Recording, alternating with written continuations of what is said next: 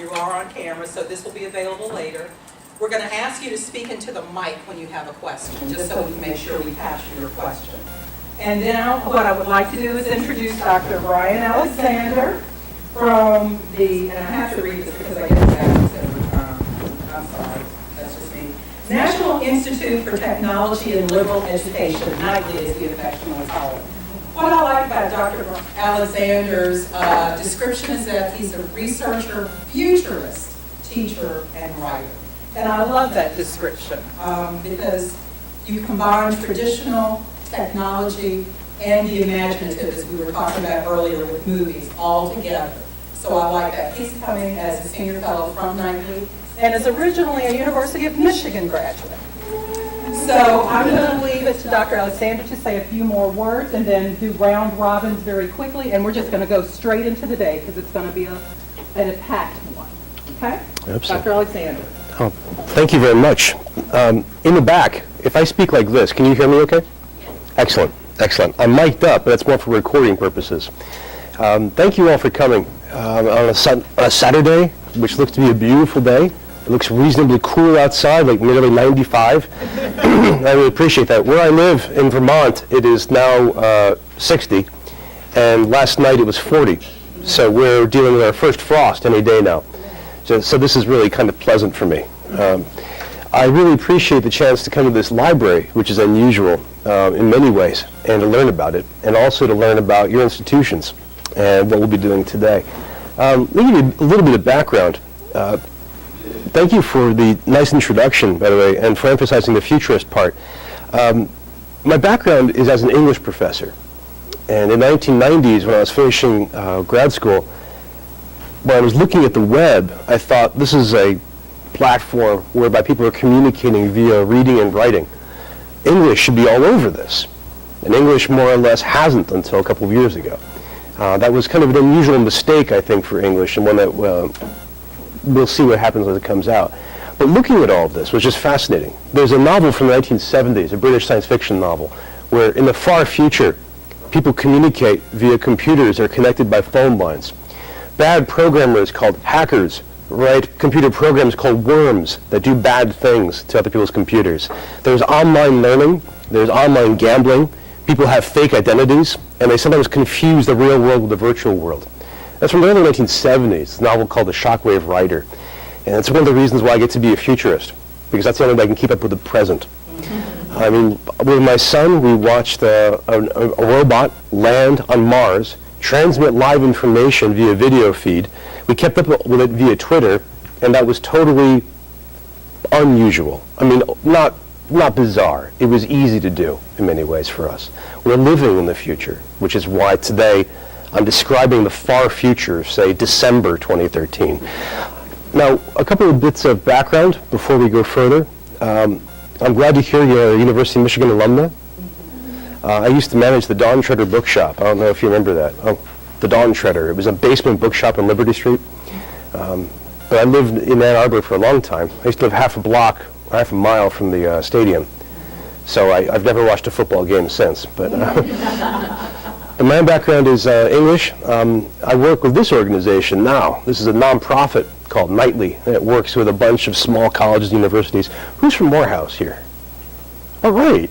Yeah, a colleague and I visited Morehouse a few years back to talk about teaching the technology and learning. We work with schools like Morehouse, schools like, have you guys all watched The Sopranos? You know, the episode where Tony takes Meadow to school? And he has to whack somebody, but that's it's a road trip. And there's 3 of the schools that we work with up in Maine. It's kind of typical. Schools like Pomona, schools like Grinnell. We work with small colleges and universities across the U.S. I'm the senior fellow, which means I get to research bleeding edge technology and try and translate it into English the entire time, which is apparently unusual. In this field of technology, you can't tell if we're speaking in acronyms or like excerpts from a lost Dr. Seuss book, but I will promise to speak English the whole time.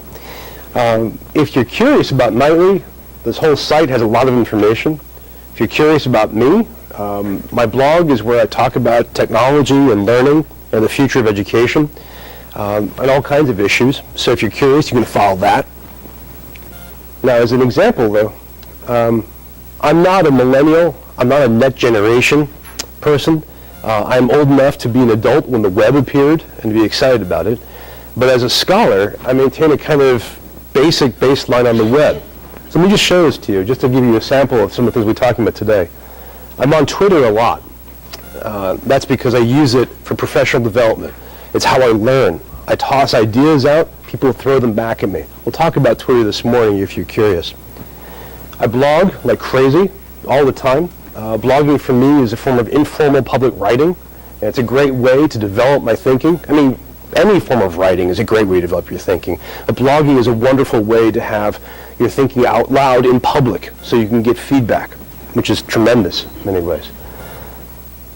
I even have focus blogs in different projects. A couple of years ago, I published a book with Prager on digital storytelling.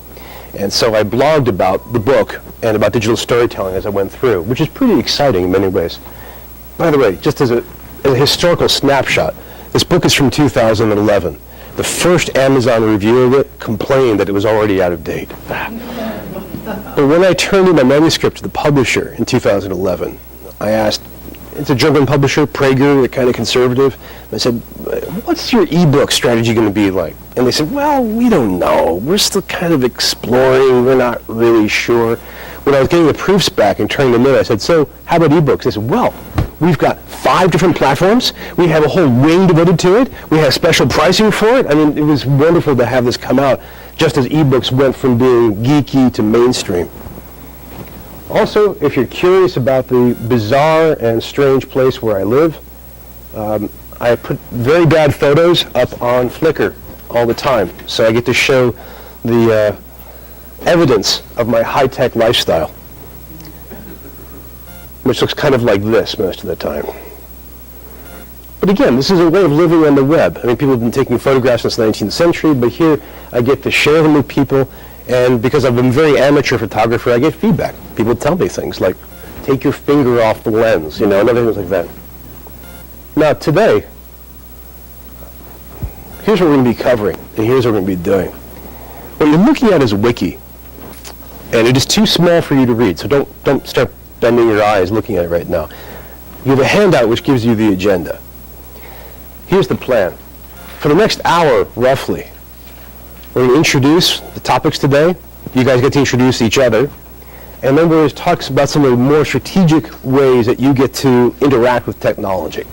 The ways that you stay sane, the way that you deal with information overload, the ways that you can best integrate technology into your research, teaching, learning life.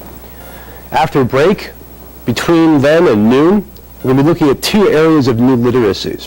One is visual literacy, so following up on the previous workshop that we did some years ago, and then looking at what we could call social media or digital literacy. And so this is where blogging, Twitter, etc. will come in. And then after lunch, we'll address the flipped classroom, which is a kind of new idea. I'm going to make this a little bigger. People sometimes call this embiggening. It's in many ways an old idea from liberal education, but we'll be talking about how it works now with new technologies. And at the very end, we'll be touching on both digital scholarship, what that means, and any ideas that come up. See, I believe that this is not a presentation session. Today is very, very interactive. I love it when bad speakers come before a session that have to, they have to keynote something and say, this will be more of a conversation and less of a talk, which always means I didn't prepare. So I'd like this to be more of a conversation, but I really want this to be a conversation because you are a small group and because I believe that we can all learn together from your experiences. So as an old English professor, I will of course call on you if you don't volunteer, but I know that I'm back in Georgia, so I know people won't exactly be shy about speaking. This is the pattern of the day. Along the way, a couple of ground rules to suggest. One is if you have technologies, someone has a tablet, I see a couple of different phones. If you have a laptop, please use them. If you are on Twitter or Facebook, throw out ideas. I'd love to see them. That's called back channeling, and we can talk about that if you want. If something occurs to you that's fascinating that you want to dive into it. Multitask. I mean, this is the way that we work now. And as you do that, we'd love to hear about what you think about the experience. And of course, if I say something and you think it doesn't sound right, find it online, challenge me. I used to pretend to do this with people. I would offer a fake idea and offer to be criticized. You ever see Mills Kelly's class at George Mason, his hoax class? He's a historian, and he has students make hoaxes online. And it's brilliant, because the hoaxes are terrific. They're really well done. And he gets all kinds of flack from people about this, and his students become really expert at primary source documentation, other things like that. But I won't do that. Everything I say is to the best of my knowledge. One request. As we go, if at any point you feel lost, confused, if we, that is I or any of you guys, say something that sounds completely bizarre or alien, please stop us. I don't want anybody to be left behind at any point. And if we go too fast and along that direction, throw up a hand, shout, cry, punch your neighbor, whatever, so that we get some sense of stopping. So I don't want to lose anybody today. All right? Yes, please. Do you encourage multitasking in classes? My understanding is that research shows that that's not very productive. Well, the research is all over the map right now, which is part of the problem. A lot of it is early days, so it depends on which research we're talking about. If you're looking at like the British Library research about eye tracking or digital technologies, if you're talking about MRI studies about multitasking. Brown University did some studies about comparing people's work in exams. It really depends, because a lot of it's early days, but also some of that assumes certain models of the classroom that aren't universal, like always-on classrooms, or continuous attention in classrooms, or perfect lecturing, which is regrettably not universal. Personally, I encourage it to an extent, depending on where it works pedagogically and in terms of the curriculum. So if you're having a discussion section, for example, I really recommend it, because that's a way to feed into the discussion. But there are all kinds of practices for this. For example, I'm very fond of the teamwork practice, where you take 3 or 4 students, and one of them has a laptop. So they get to be the one for that group. So if that person trances out, the other students lose it, and they'll bring them back on task. If the person's playing World of Warcraft or something, then that's a loss for their students, and they'll drag them back online. That person gets to be kind of scribing. That's one way. And there's a whole bucket full of pedagogies for it. But generally, I think there are advantages, and they can be used like any technology. Where are you from? And you are? I teach philosophy. Excellent, excellent. Are you Continental or Anglo-American? Okay, excellent. We have nothing to speak about that. No, I'm the old Frankfurt school guy, so, I can't do math or anything. But seriously, I'm glad you're here. Thanks for the question. Someone else had a question. Yes, ma'am. What's your tutor's name? Brian Alexander. I'm an early adopter, so I actually got I'll put it up. So I actually got it, which is nice. Yeah. And who are you? Where are you from? And what do you do there? Oh, excellent. Excellent. What do you think of the CLA exam? Do you think it's any good? Okay. Thanks. But when you said about multitasking, I think it depends on the student. That's also true. You can't multitask and ask you what I said, so you're not multitasking. You can't pay attention and do something else then. So that's you as a student you're talking about. As a professor, I don't want you to, if you can't, well, I don't really think you can really evenly divide your attention, but if you say that you can, that means you're paying attention to what I'm saying and doing that other task. Because you can't come back and ask me what I said. That's true. Because you're not listening. Have you heard the expression continuous partial attention? What is it? Continuous partial attention.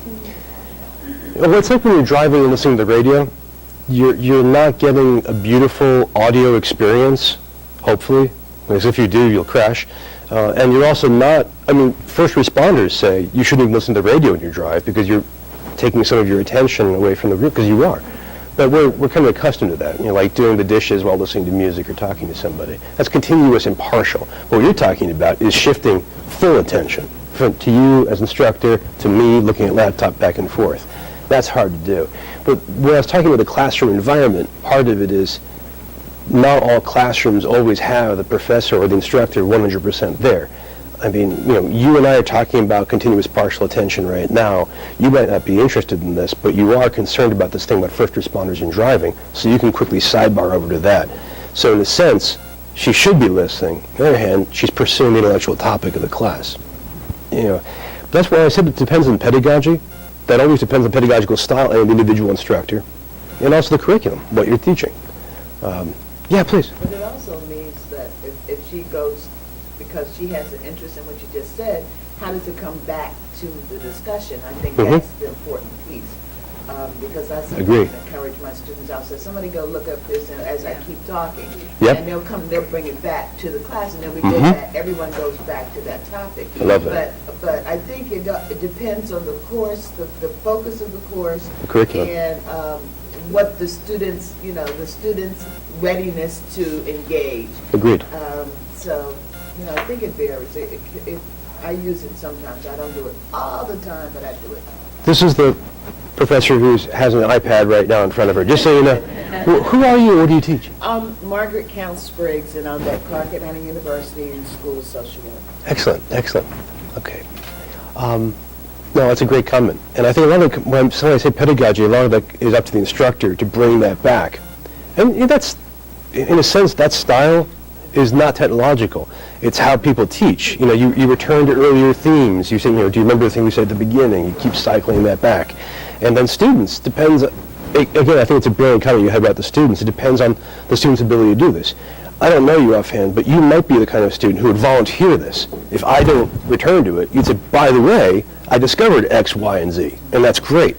But it should be, I think the instructor should catch everybody together and make sure that comes from. Thank you for volunteering our experiment. I don't know who you are, but now you're shrouded with mystery. Any other comments or questions about the way the day proceeds or about our topics? The handout, which you guys should have had, basically, this is one of those things that has lots of white space on it, so you can write on it. I go back and forth on this. Sometimes I don't give any handouts at all, because I figure I want to save trees, and it should be digital, because we've got the digital technologies, but then other people say, no, I want to scribble. So you can scribble on this. But the very bottom is the URL for this wiki page. So if you want the direct URL, there's the full, that's the long one, http://alexander.pdworks.com, blah, blah, blah, blah, blah, blah, blah, blah, blah. You can type all that in. And below that is a shortened URL. Which is, you may have seen this before on the web. This is where, through some funky math, you can take a long URL and shorten it down. So that's the same thing, it's just less to type. It's actually easier to remember. tinyurl.com/Woodruff-workshop. So, multitasking, another angle. This is a wiki page. Now, a wiki page is one that anybody can conceivably edit. This is not new technology. Wikis date back to the mid-1990s. And you may have used the world's most popular wiki engine, which is Google Docs. Doesn't call itself a wiki, it is. So as an example, I'll scroll up to the top here. The word wiki is Hawaiian for quick. And the guys who invented wikis want it to be the quickest web editing you can. So watch this. I press the edit button. I have to do that again, very complicated. I press the edit button. And I scroll down here to themes, and I'm just going to add multitasking with mobile devices, and I'll hit save. There. It's one of the reasons Wikipedia took off so quickly. It is that easy to edit. So as we go today, I'm going to be expanding this as we go. I'm going to be taking notes in this. And if you would like to edit it, please do. I think you have to make a PDWorks account right now, which is free. They never spam you, so don't worry about that. If you don't want to do that, you can scroll down to the bottom of the page to the comments box and add a comment. So that's up to you. Now I'm doing this in part because whenever I say I'm not doing PowerPoint, people leap to their feet cheering, tears streaming down their face with delight. It is radical, though. People tend to expect PowerPoint. We did a long research project about campuses going past PowerPoint, and the overwhelming response was no. I mean, we researched all alternatives to PowerPoint, some of which you may have seen, like Prezi.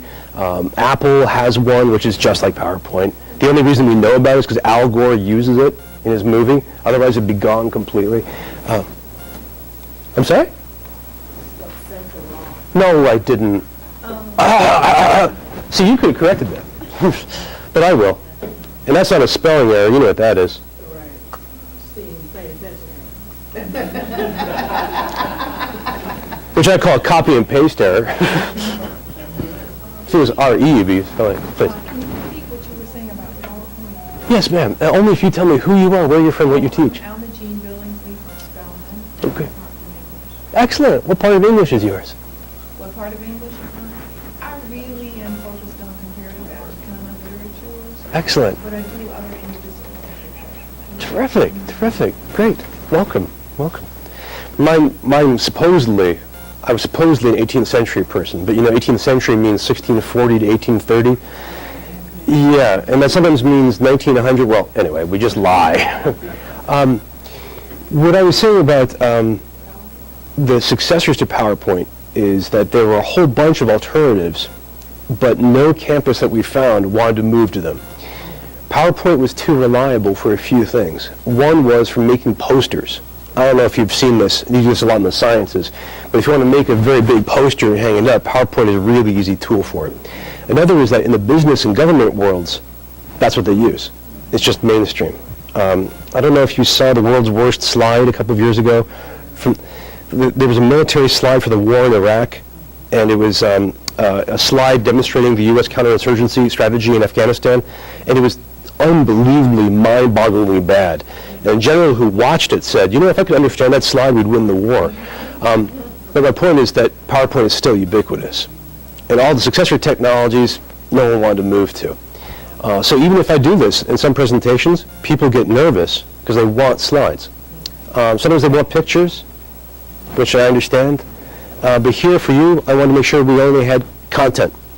And also this is on the web, because I want to emphasize that so much of what we do is on the web for now. Terrific question. Thank you. I could talk about PowerPoint forever, I'm afraid. But this will be up here as long as you like. Now, I had a couple of themes I want to touch on, but I would like to ask you first if you could tell me, each of you, who you are, especially those who haven't said anything yet, and tell me one way that you use digital technology in your personal life. Because you guys are bold and came to the front, you get to go last. You get to go first, because you have nodded at everything I've said, which makes me say that you are a geek or you're just too nice or both. Who are you? My name is Jordan Moore. I'm one of the librarians here at Winthrop. I'm the art, fashion, drama, dance, and foreign languages librarian. You're a humanist. A way that I use technology is Hi. I keep a monthly Here's budget for myself using a Google Doc and online banking. Huh. And sometimes it goes well. Which, how's the online banking software? It's really easy Good. to use. I had to pay my credit card bill yesterday and it took 2 minutes. That long. Yeah. But still fun. I hear you. But welcome. Welcome. Hi. Hi, I'm Marley Tomlinson. I'm a librarian here at Woodruff. Ah. My specialties are mass media, art, and computer science. Huh. One way that I use technology is that I'm a post-it note addict. I'm trying to stop that. So I'm using a note-taking, I'm switching over to Evernote, Oh, good. and I'm loving it. But I still utilize it. Why do you like Evernote? Right now, I have it on both my phone and my tablet, using Android. And the syncing capabilities really makes me able to access all my notes everywhere that I am. I appreciate that. Well said. So if you haven't seen this before, this is a program that you can put, as you said, on multiple devices.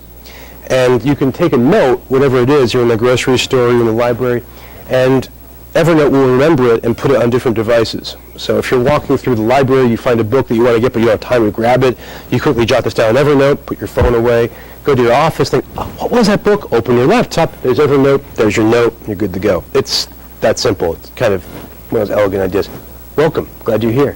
How about yourself? Yeah, my name is Ola Intimayo. I am the reference librarian, and my subjects are history, political science, and public administration. Social sciences. The social sciences. When I am at home, I like to follow, to know what's going on about Africa, using my cell phone. Yeah. And where do you go? What resources do you use? Newspapers, see what's happening in my own country. Which country? Nigeria. Excellent. Do you ever use this? Google? Google News. Yes. If Google, yes, Google News. And there's a website, IPL, Internet Public Library. Yeah. For newspapers. Yes, that's a tremendous one. I agree. Let me pull it up. And I'll post these into the wiki in a second. Thank you. Welcome. Hi. Hi, I'm Kathy Olowaji. I'm the HBAU History Department, Office on I'm a fan of all things technology that makes my life easier. Yeah. Evernote, Dropbox, Notebook, whatever it is, as long as it makes my life easier, I am a fan. Good for you. Well said. Well said. That's, by the way, as far as we can tell from the history of how people adopt technology, about 40% of people adopt technology for that reason. Yeah, it makes their life a bit easier for whatever reason. And you? I'm Courtney Charnier. I work here at Winters Library. I'm the assistant professor. Ah, And I use Google Docs for almost everything. I was sad that their reader went away, but then I eventually switched to try out a couple different ones. The first one I chose went away too. which one? It was Google Reader? Old Reader, yeah. Yeah. Absolutely, and I loved it. And then it couldn't support itself, so I switched to Easy. And it's okay. Yeah. So I'm still kind of figuring out where I'm going to go with that. But that's one of my favorite things. I also have an aggregator app on my phone, and that's one of my favorite. Check the Dig Reader. The Dig Reader. Mm-hmm. Let me explain. When we say reader, there's a special buzz around the word. It's a fairly geeky but awesome way to make your life easier. If we have time, we'll talk about it. Reader is short for RSS Reader. It's a kind of technology that in the geek world has been tremendous, free, open, rock solid, very exciting, makes life easier. I'll show you how we can do it, and if we have time for it, if you're interested. But what I was saying, I want to make sure everyone knows what you're saying. When you say reader, there's a difference between an RSS reader and an e-reader, and, well, me as a reader. So, welcome. I'm glad you're here. Hi. No one's sitting next to you. Did you do something? I don't know. You must be scary. I'm Vita Christie from Clark Atlanta. Christie. Excellent. And my newest technology is now depositing checks in my bank. I've been online banking. Uh-huh. So Bank of America's just started where you don't need to go to bank anymore at all. Nice. It's scary the first couple of months I did it. Oh, yes. I saved the checks, but they showed up, so that was great. In the 90s, there was this, a lot of people, especially academia, were like, the internet, it's a fad, it'll go away. And one of the reasons I knew it wouldn't is when banks went online. I mean, 'cause these guys are the most paranoid and boring people on earth. I mean, that's their job, right? Because you want them, because they have your money, you want them to be boring and paranoid, right? And when they went online, that's it. We've moved. I mean, but welcome. How about yourself? I'm Fred Knight, History Department at Morehouse, and the thing I probably use digital technology the most at home is reading into Google Drive, Google Books, Google Play, download a lot of free books. Yeah. Text. Yeah. Well, first question is, what history? You said history, right? History, African American, early American history. Excellent. Excellent. I personally love. Yeah. Well, terrific. And you sound like an Android guy. No. Okay. Oh, okay. It's a whole religious war now. I mean, it used to be PC and Apple, and now it's Google and Apple. But the free books is one of the great triumphs of ebooks. If you go to Amazon.com and look at the best-selling ebooks, until recently they were all price 0.00. You know, it's hard to go with that. There's a lot of free stuff on the web. I'm a very cheap person, so I'm always looking for things that are free, and that's a great way to do it. Welcome. I agree. And not pay too much. Now, we've already met you, but now you have to, and you're multitasking right now with your iPad. I can see it. Well, I can't help you with that problem. That's a very ambitious purse. My God. And a phone. Look at you. Phone and iPad? So tell us, in your private life, in your personal life, what do you use technology for? Shopping. Anything in particular? Everything. Okay. Not groceries yet. a thing called drugstore.com, which you can Yeah. buy all your toiletries online. Yeah. It comes to your house. And I use digital coupons and CVS, and Mhm. sometimes I get money back because I put down some. Nice. So, Do you use shopping again. Do you use Pinterest at all? Yeah, but I don't really get it. It's one of the reasons I'm asking is that Pinterest is what my understanding is it seems to be kind of, I don't mean this in a bad way, kind of aspirational shopping site. Wait, I'm decorating the house with Pinterest. There you go. So when you win the lottery, these things will be there, and there are a lot of ideal wedding sites or cars you want to buy, and but online shopping is huge. And I can't tell you how many faculty I talk to who say, "Yeah, I'm a Luddite." Okay, first of all, anyone that says that, stop them. They're a what? Luddite, because they don't understand history and they're wrong. They're just wrong. But then you say, "Do you shop online?" Oh yeah. Well, make up your mind. But shopping online is huge. It's a major driver for the economy. There are all kinds of interesting side effects to this. Welcome. And yourself. And I guess probably the thing most recently I started to use that I'm still sort of evaluating is net.com. Med.com? Oh, Mint. Yes. Here. It's a financial tool. Great. All kinds of easy graphs and charts to help you understand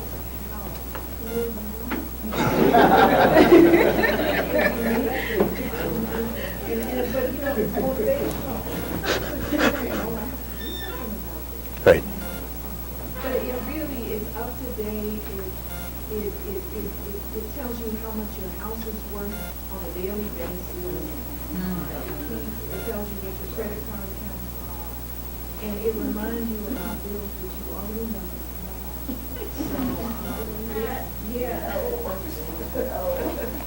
It really is, it's been useful for me because it's going to be out. Reality check. Very good for budgeting and good for teaching. I think this started off as a teaching tool to help teenagers get used to money, and it's good to see how poor you are. Good. That's a good example. Hi. Afternoon, Daniel, and I'm social work, psychology, and local documents library. Wow. And I think I like looking up. I just like looking up anything that I use for banking, bill paying, recently stock mob, the Delta flight, ticket, and the forecast. I just like to get it.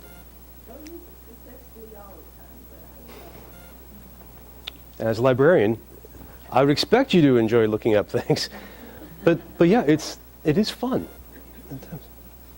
So thanks. You mentioned, I'm sure there's one of these things that you mentioned, not Scott Law. No, this is one thing. I wanted to ask you if you know about this. There's a new project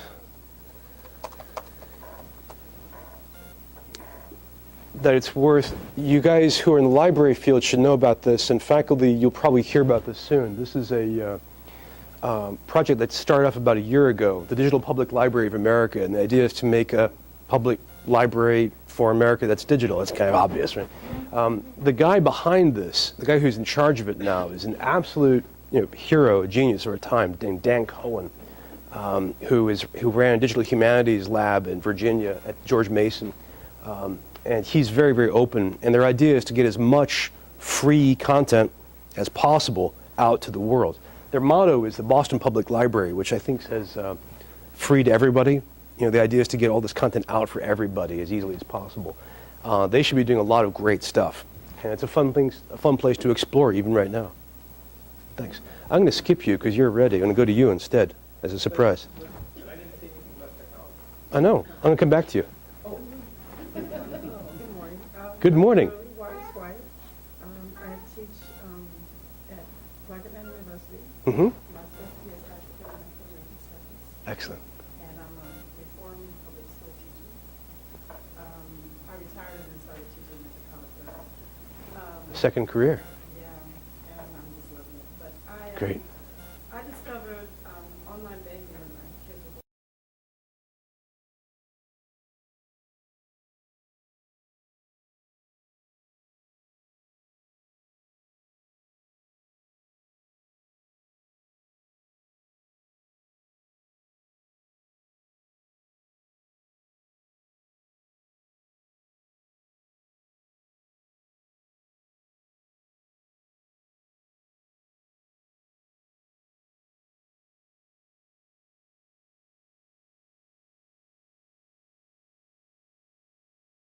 I should ask, do your individual campuses support Dropbox? Do you know? Yeah, okay. So this is like Evernote. This is an application where you can stick a file that you need, whatever kind, and then get to it later on from other places. So say you're in the library, as I mentioned before, and you scan a document. Well, normally you'd want to save it to maybe a USB drive or something, but you could save it to Dropbox, go back to your office, open Dropbox in your laptop, and pull down the document. It's a kind of no-brainer idea that no one had ever really done before. You mentioned Google Drive. Google Drive lets you do more or less the same thing. The difference here is that this is, in some ways, simpler, but it's a useful tool. Now, sending money to children, that's something I'm very familiar with. Yes. No, well, too easy for you, yes. Now, what do you do?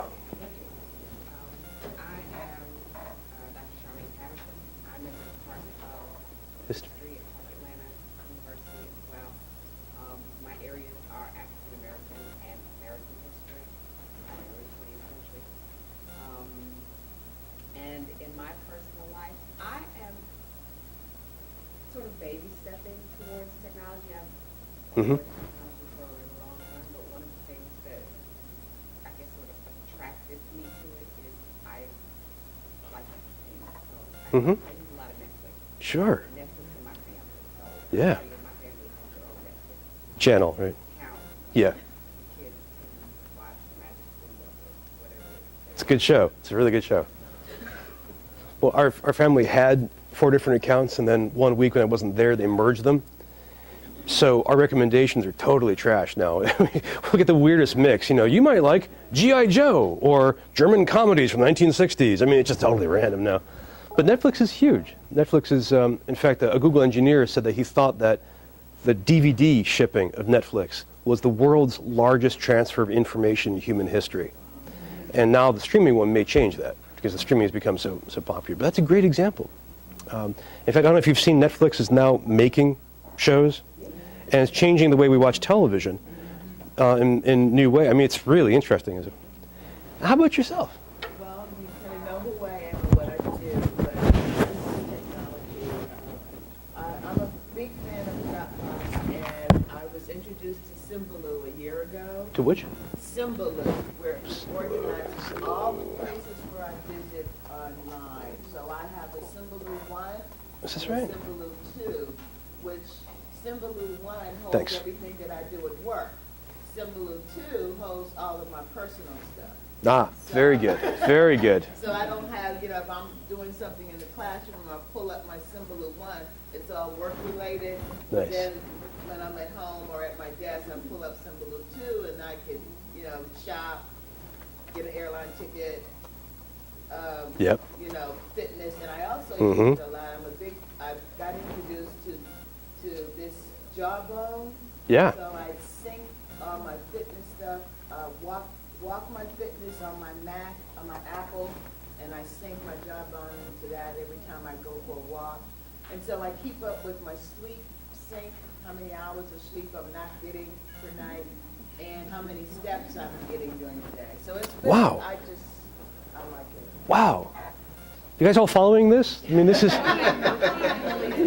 back around in the late 80s, the early 90s, a computer scientist named Mark Weiser came up with this term called ubiquitous computing. And it wasn't the idea that you would have lots of PCs around. The idea was that, can you guys hear me okay? You hadn't said anything. I didn't even realize that you were there. So, but you can hear this okay? Okay, good. We'll come back to you. But the idea of ubiquitous computing is so widespread that it enters everyday life, it weaves itself into everyday life, and we don't notice it as something special anymore. So you hear her describing being able to track her exercise, including her steps, like we used to use a pedometer for that, and all of this seamlessly integrated into computing. And everything she's described is commercial. It's not beta, it's not weird and unusual, it's now productized. We use it in everyday life. It's extraordinary. What a great set of examples. Yeah, it's Upband, UP, Upband. But you can get it from any Best Buys, Verizon, Apple Store, and then fit my walk, you can download it. It's an app, just download it on your Mac. The only downside I found for that is my wife and I are hikers, and we hike there's a trail that goes the length of the state of Vermont, and we were using one of these. And the problem was that we were offline, we were off the grid for about 4 days, and we couldn't recharge the battery. So it was slowly draining it. We're, no. How far did you walk? And then it stopped. It's mysterious. But these are powerful tools, and they're available. And yourself, you're in studio art, right? That is correct. Chris Hickey, Mark Atlanta Studio Art. I thought I was a heavy technology user until Margaret started. Now I realize I was a Luddite. But I mean, we do all the standard things. I've got an iPhone and an iPad, some email, photo stream, and all that stuff. It still sounds pretty normal compared to you. Say more about PhotoStream. It's a great tool. I mean, it's something where, I was recently at St. George Island with our youngest son before we shipped him off to college, and had an opportunity to use it simply to document where we were, and it automatically then, once I do the shots, it feeds directly to my iPad or my laptop into my iPhoto Nice. account. Nice. It's nice to be able to have it seamlessly feed back and forth. Yeah. Yeah. But probably a secret technology pleasure on a Huffington Post Mhm. blog, painting blog junkie. They have painting blog. I didn't know that. They have a specific blog for a million things, but they do have one specifically for things. I'm curious. I check it every day. Okay, this is the first time anyone's mentioned blogs. When you're following Nigeria, do you follow any particular blogs?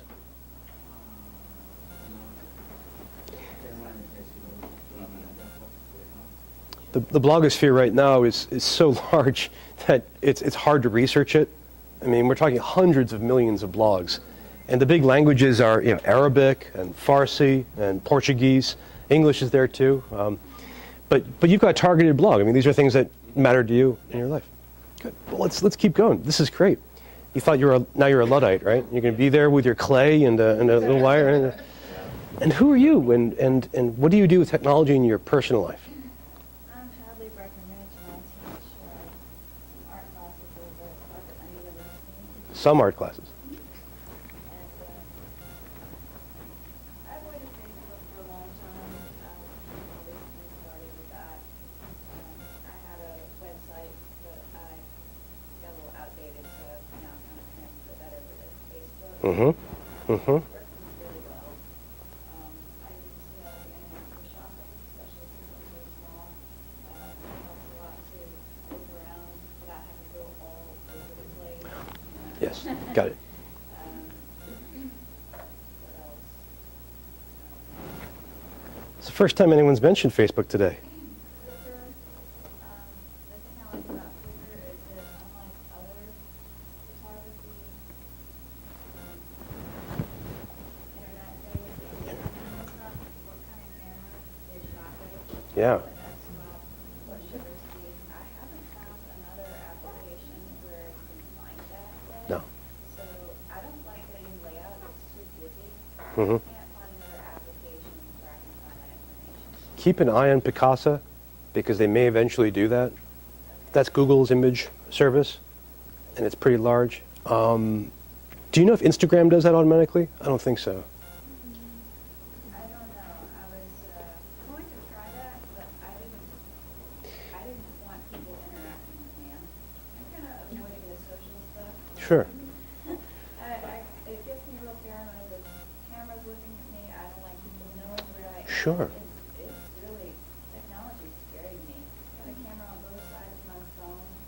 It's amazing technology today. And then Camera right there. I know. Sorry, Students could know where I am, anybody. I'm like, I saw, anybody you can see when you're trying to find out your wireless, if it's on or not, locked. I saw, FBI security van 223 in neighborhood. I'm like, this is that name. Sometimes. Are really true. Sometimes people do that. Like, really makes me paranoid. Well, we haven't talked about privacy yet, and that's something we can talk about if you like. I mentioned Flickr earlier myself, and you actually are an artist, so you actually know what you're doing with Flickr. Flickr is a social photo sharing site, and it's absolutely huge. Before we go this morning, I'm going to show you one of its great benefits for everybody. But this is owned by Yahoo, and there is no real replacement for it yet. I mean, Instagram is very popular. I don't know if you guys have seen that. Instagram has the advantage of being able to take a photo. Oops. It won't help you type, unfortunately. And immediately put it out on the web and share it with people. One reason you might not like it is because of the size limitations. It's 640 by 480, I think, but it's very small. And so if you're looking for actually big, beautiful images, you can't find it there. But I love your part about not sharing. That's really important. This is a... who uses the... I just wanted it for me. I didn't want all these comments. Sure. You're talking about using Symbaloo, right? Yes. Which is a really neat tool. Pinboard is something similar, but designed for people who don't want to share. Social bookmarking for introverts. So there's a ton of stuff. This world is just going. And I was asking you about personal stuff for a reason. We'll come back to it. And now, since you are a philosopher, you have no doubt been preparing your case very carefully. Well, I just make a list. I often use Google Calendar to keep track of all sorts of things. Yeah. But I'm now wondering if maybe Evernote can help me do something that I've used. Give it a shot. Yeah.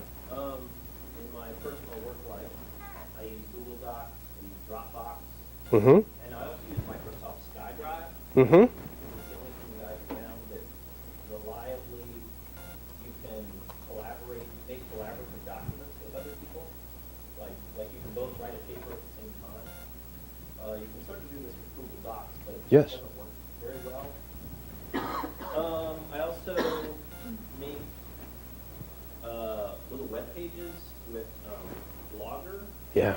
And I made some web pages for some friends, small businesses, Nice. sort of do their social media kind of for fun or barter of sorts. Another thing is that I'm working on a textbook that I'm planning on making like online open source available for cheap Great. or free. Great. Basically because I think I'd rather have it out there available for all and maybe Yeah. more widely used than go some sort of traditional route where it's very expensive, almost nobody knows about it, almost nobody can afford it. Yes. I guess there's some sort of prestige sometimes with that second route. Yeah. But I'd rather go the route of it's out there, people can get it, Yep. people will benefit from it, hopefully. So the internet, of course, enables that. Let me grab two things from this that I think I want to especially draw attention to. I was mentioning blogging. One of the reasons why blogging took off and became so large is because it's so easy to do. Blogger.com was one of the first blogging tools. It's owned by Google, and there are a lot of them out there. I use WordPress, but there's tons of them. But one of the reasons is because they let you publish to the web so quickly. And you don't have to make a blog. You can just use the platform to do something else. So the University of Mary Washington, for example, not too far from here, has a really interesting program where they've redesigned all of their web presence using a blog tool called WordPress. And it just makes it easier, which is pretty interesting. If you haven't ever made a blog, try one out at Blogger because it's the simplest and most direct. Here's an example. This is a non-academic one. My wife and I, our house is half off the grid. We raise plants for food. We raise animals. We cut our own wood for firewood. We have a 19th/21st century life, and we blog about it. So, we have nothing really fancy, talking about cutting wood, some of our early harvest, things that we found in the dark, me with a chainsaw, new chickens, But we just want to share this. People asked us about this, so we just started sharing this, and it's pretty easy to do. We just type and hit post. So that's blogging, which is really, it's really popular. It's very powerful. The second you mentioned, you touched on a huge debate. And when you started talking about your textbook, the back row of libraries just went, because this is a whole field that we're going to get to this afternoon, which is either called open access or open scholarship. And that's taking, it kind of does what it says, is, as you put it, getting academic content and making it available for people who can get it online. And there's a lot of stuff going on with that right now. It's a very big field, very large field. Yeah. That reminds me that I also use academia.edu.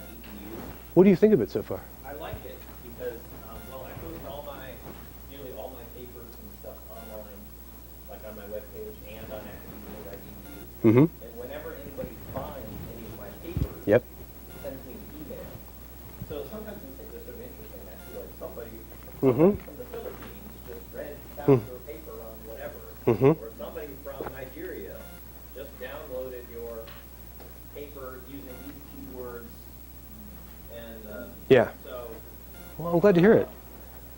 I've I'm been. of the opinion that if you write stuff, you want people to read it, Yeah. know about it. So I try to get things out there to increase the chance that that'll happen, and this helps sort of track that and know that something's happening. Yeah. Good example. Glad to hear it. Yeah, I've got the same. I've been using this for a bit, and I get the same. Someone from India downloaded this, and it's nice to see. Well, let's move on. I want to make sure that everyone gets a chance to say their piece, and you're a fellow Wolverine. Yep. Hi, I'm Vita Goller. I teach Go ahead. science history and class contemplative practices of the art at Spelman. And, I don't tend to think of myself as not a big technology person, though I do a lot in teaching, but in my personal life, I have a band, and I feed my Starbucks habit with my phone. Ah. And I'm trying to think of things that haven't been said already. One is that, I don't know, a couple years ago, we gave up cable, Mm-hmm. and we got an Apple TV thing as a present. We use Netflix and iTunes to look at movies or TV shows, and then we've got one of those little flat antennas for a few local stations. And then the other thing that I don't do too much, but in my household we do is when we're planning trips to look at reviews of whatever. Oh, yeah. Recipes or travel Yeah. or whatever, just to see what other people are saying about it as a way of making decisions. So, Do you have a you have a smartphone? yes. Do you ever use Yelp? I don't that much, but yeah. Give it a shot. It can be gamed, but it's pretty useful. Yeah. Um, Yeah. I mean, I have it on here. Well, I thought you would say, because of dance, you would talk about video recording. But Well, I do that in teaching, but I wasn't trying to. I know, but because that's a huge, for a lot of people, that's the only way they can. It's like opera. It's the only way they can experience it, besides being face to face. What you just described is something which people in the industry now call cord cutting, which doesn't refer to birth. It's a birth of something different. It's referring to being able to get all of your TV needs without cable TV. And so and it's becoming a big deal and a threat and an opportunity in a lot of places. Cable TV companies are panicking about this, and so they're jacking up the prices on their internet services to compensate for it. Public access TV is in danger of survival in about 4 years, maybe less. Because I think this is cheap. If you've got Hulu, if you've got Netflix, and just the web itself. I was consulting with a TV company, and they asked me to describe how this would work. I said, okay, here's an example. I listened to a podcast about science fiction, and they told me about a TV show that I'd never heard of before called Fringe. Have you guys seen this? Yes. It's a fun show. And so my daughter and I talked about it. She's a big science fiction geek. So I went online, got the Wikipedia page, went to YouTube, found some clips, hunted around, found some episodes, watched them. It's a kind of mystery show, so there are wikis about it, about each individual episodes and stuff like this. And I asked the crowd, so what's missing? And they said, TV. I said, right. Didn't need it at all. I did this in that homestead, half off the grid, right? So this is a big deal, something to look for. Yes, please. I'm sorry, I didn't see it. So how do you, Yeah. so I was trying to break up a cable, and but I couldn't watch, so I have Netflix, and I was trying to do Hulu, but I didn't want to pay for anything else. So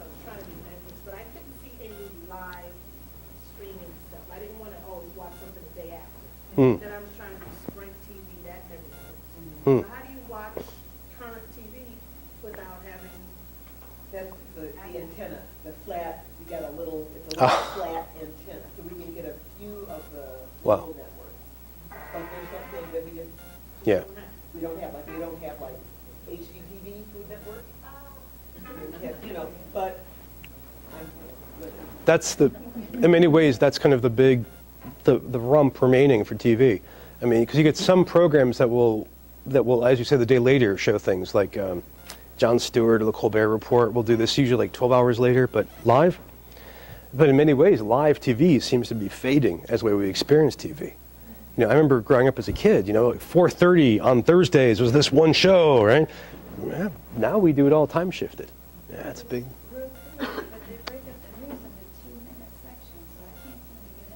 No, the first thing is never watch TV news. That's my advice. But that is live TV. That is live TV. And Roku does that because they're trying to make money, right? I know. Let's keep going. You're well prepared for an answer now. Oh, yeah, well, I don't know about that. Michelle Heights, Dublin, English department. Hey, what's your English part? I do 20th century American, African American culture. Oh, great. Cultural stuff. Great. And I have a WordPress blog.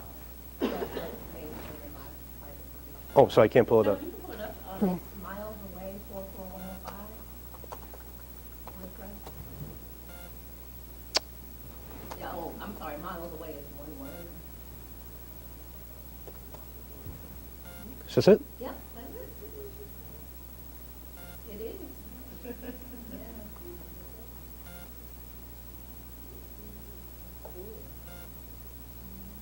Nice. It is. Wow. Lovely. So I'm talking about blogging. WordPress is a very popular engine that I recommend, and this is one of, and you can lay this out. It looks great. Well, thank you. Hi.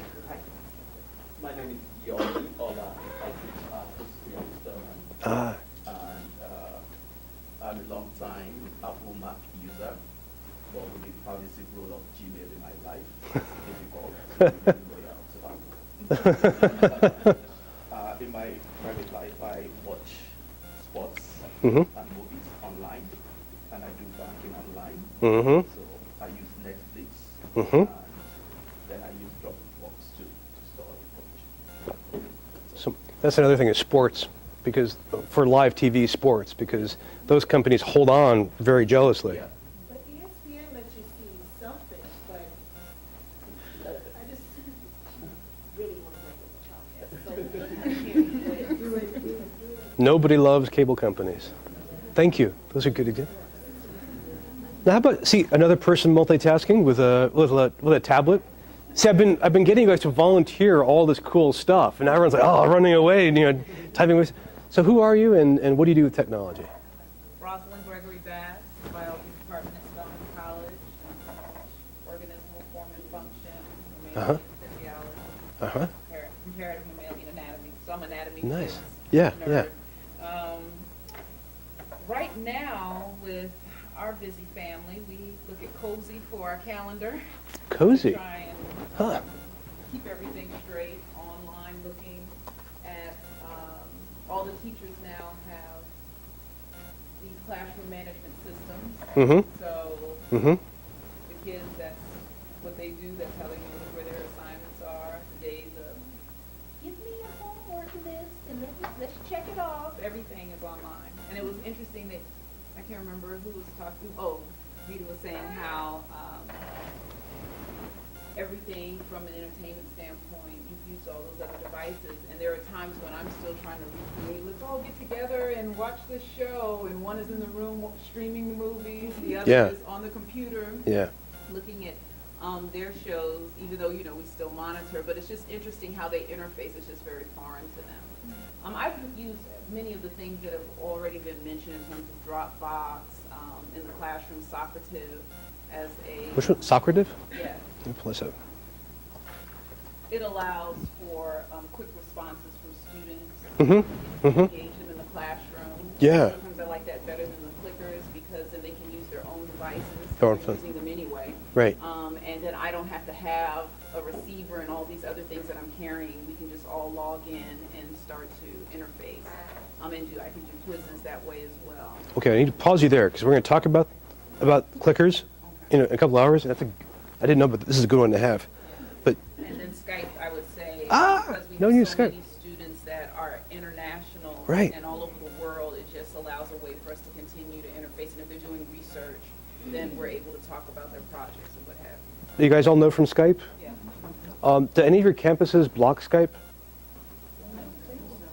No, it drives central IT departments crazy because Skype can really suck up bandwidth in a big way. You do? Well, please? I was going to say, we started a pilot program with the ITC distance learning students where every other Wednesday from 4 to 10 at night, I'm on Skype for them to call in if they want face-to-face sort of reference. And they can do it from wherever they are? That's great. That's great. That's actually a great function for public libraries. If someone at home doesn't have bandwidth enough for video like that, a public library is often a place to go for that. That's a great example. Skype is huge, especially outside the U.S. And it's not a U.S. tool, although Microsoft bought it. And it was initially started by some guys in Europe. And it's globally a huge, huge deal. In fact, there was a child custody case a couple of months ago it was either Qatar or in Dubai, where the judge arranged a child visitation schedule based on Skype. You know, it was like instead of having 2 days face-to-face, you have 1 day and then 1 day on Skype. I mean, already. Yeah, please. I was just going to say, at CAU, we just adopted a new course management system called Canvas, which allows us to bypass Skype because they can do it right into Canvas. And Right. they have audio and or visual camera on their laptop, which I like for students, but I would Right. use Skype like for, personal. And how's it working out so far? We just kind of got going. We just started, and I've set up my classes, and so far I haven't gotten to the point where students can conference me or send their comments in a discussion. Either I'm gonna see what happens over the weekend because they have an assignment to do a discussion where they could either do video or audio through Canvas, and we'll see what happens. Let's know how it goes, because Canvas is really neat. I think for a course management system, it's a pretty nifty tool overall. I've taught a couple of programs with it, and I find it's really elegant. And it's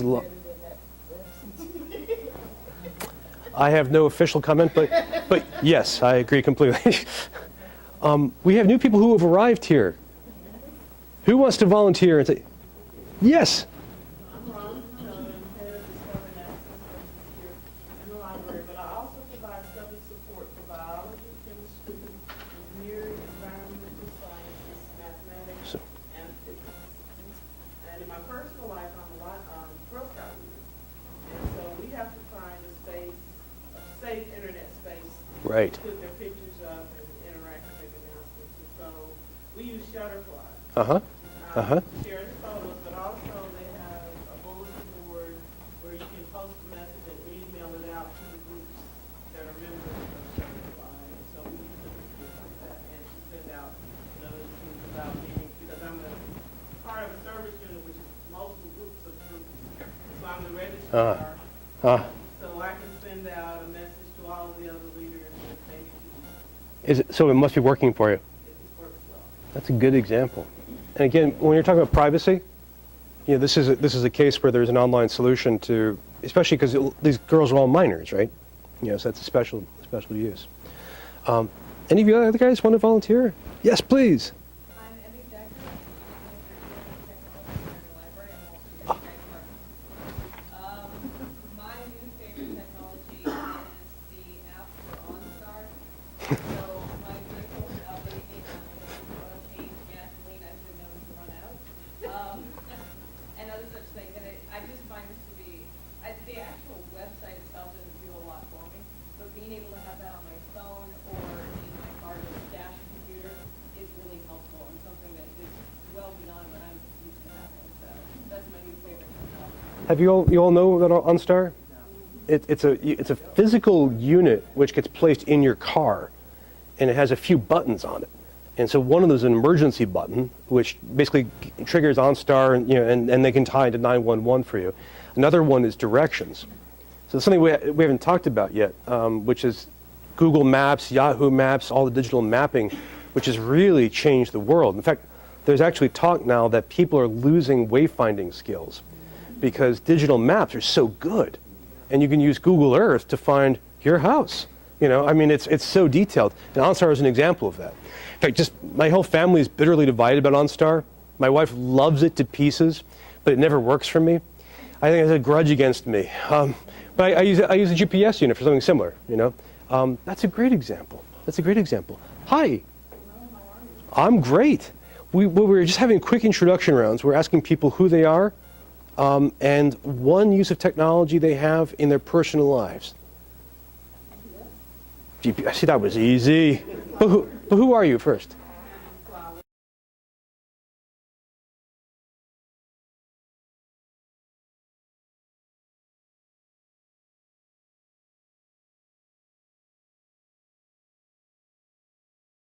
Yeah, please. Oh, you guys came in. Yeah. Yeah, African diaspora and was the program at Spelman College. Yes. Well, I'll just mention one. I use Dropbox. Mm-hmm. Dropbox is really powerful. And do you use it for with your students too? No, just save my stuff. Oh, which is great. You have to do that.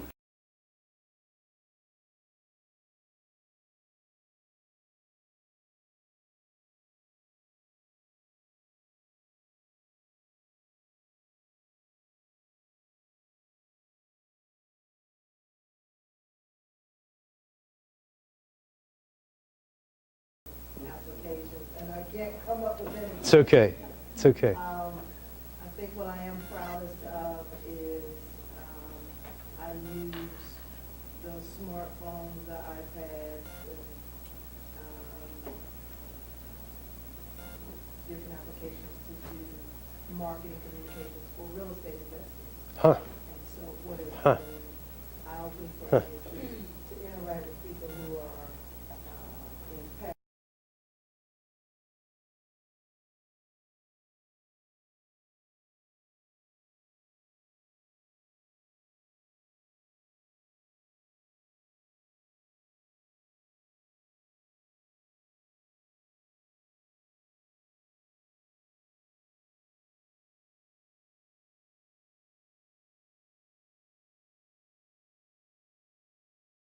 Whoa. Running around working on the stage. And I said, you gotta be kidding me, I'm paying, it kept increasing. Yeah. So Yeah. I was never home.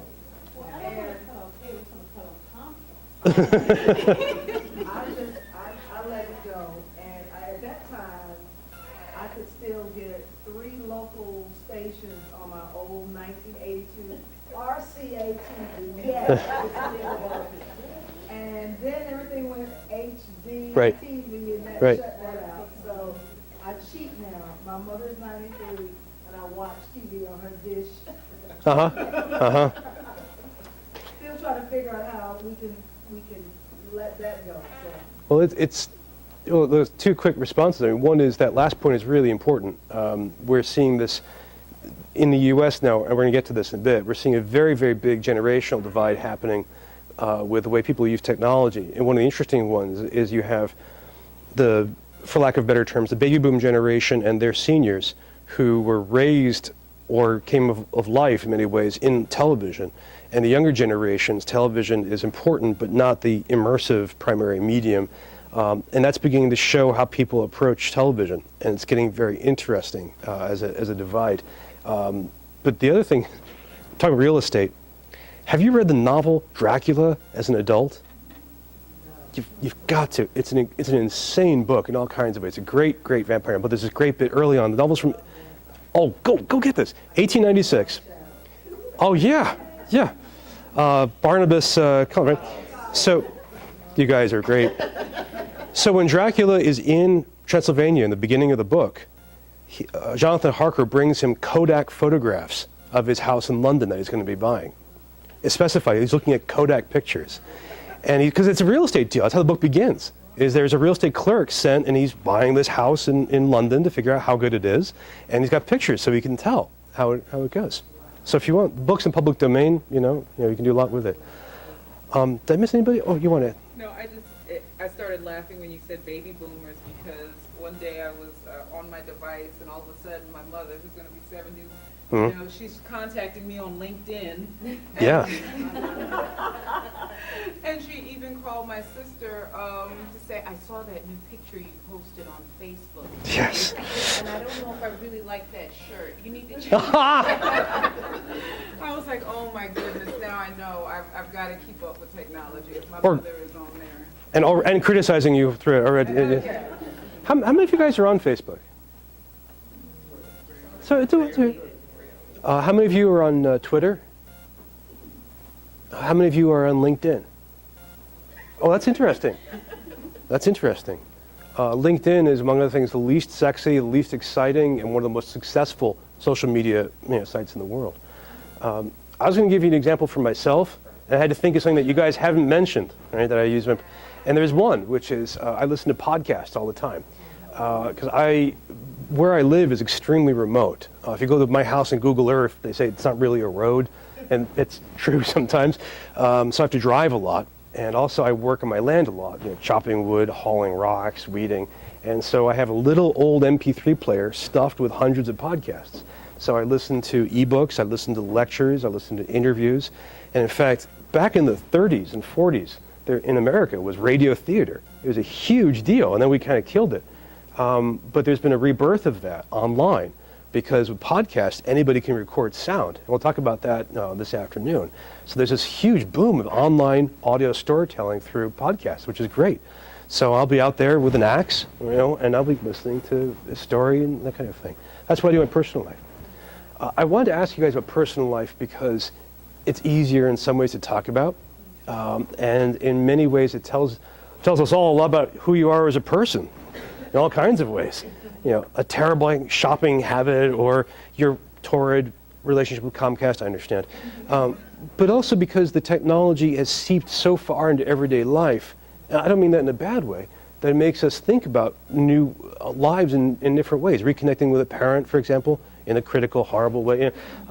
Changing the way we think about privacy or space. And giving new opportunities for, you have a WordPress blog, right?